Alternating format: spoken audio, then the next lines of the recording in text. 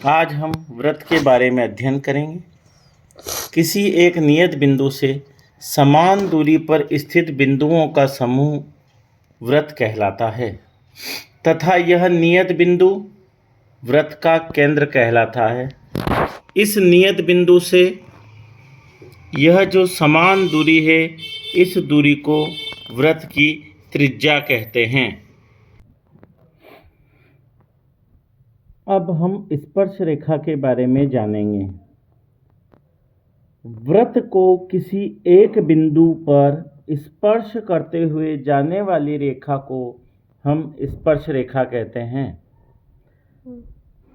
व्रत का बिंदु वह बिंदु जिसे स्पर्श रेखा स्पर्श करती है, स्पर्श बिंदु कहलाता है। हम जानते हैं व्रत अनेक बिंदुओं का समूह है, अतः व्रत पर हम अनंत स्पर्श रेखाएं खींच सकते हैं। हर बिंदु से एक स्पर्श रेखा खींची जा सकती है। अब हम स्पर्श रेखा के लिए बिंदुओं की स्थिति पर चर्चा करेंगे। व्रत के बाहर स्थित किसी बिंदु से व्रत पर कितनी स्पर्श रेखाएं खींची जा सकती है। हम देखते हैं कि व्रत के बाहर यह बिंदु है।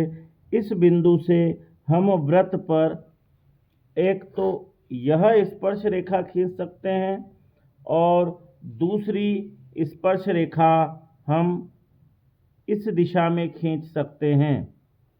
अतः व्रत के बाहर स्थित किसी बिंदु से व्रत पर दो स्पर्श रेखाएं खींची जा सकती है। इन दोनों स्पर्श रेखाओं की लंबाई समान होती है। दूसरी स्थिति है कि व्रत पर स्थित किसी बिंदु से कितनी स्पर्श रेखाएं खींची जा सकती है। तो व्रत पर स्थित किसी एक बिंदु से व्रत पर एक ही स्पर्श रेखाएं खींची जा सकती है। यहाँ आपके लिए यह समझना आवश्यक है कि व्रत पर किसी एक बिंदु से एक स्पर्श रेखा खींची जा सकती है। हम जानते हैं व्रत अनंत बिंदुओं का समूह है, अतः व्रत पर हम अनंत स्पर्श रेखाएं खींच सकते हैं, किंतु किसी एक बिंदु से व्रत पर एक ही स्पर्श रेखा खींची जा सकती है। अब तीसरी स्थिति आती है कि व्रत के अंदर स्थित किसी बिंदु से व्रत पर स्पर्श रेखाएं कितनी खींची जा सकती है।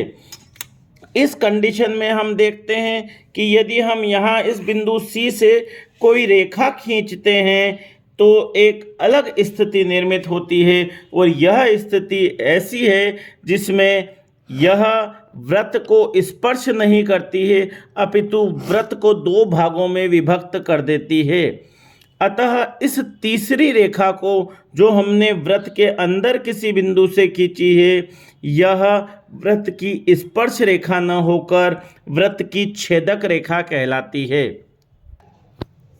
एक स्थिति और है कि व्रत के बाहर स्थित किसी रेखा से व्रत पर इस रेखा के समांतर कितनी और रेखाएं खींची जा सकती है, स्पर्श रेखाएं। तो हम देखते हैं कि इस व्रत की इस रेखा के समांतर हम एक स्पर्श रेखा तो यहाँ खींच सकते हैं और दूसरी स्पर्श रेखा इसके ठीक दूसरी ओर यहाँ खींची जा सकती है। अतः व्रत के बाहर स्थित किसी रेखा से व्रत पर दो समांतर स्पर्श रेखाएं खींची जा सकती है।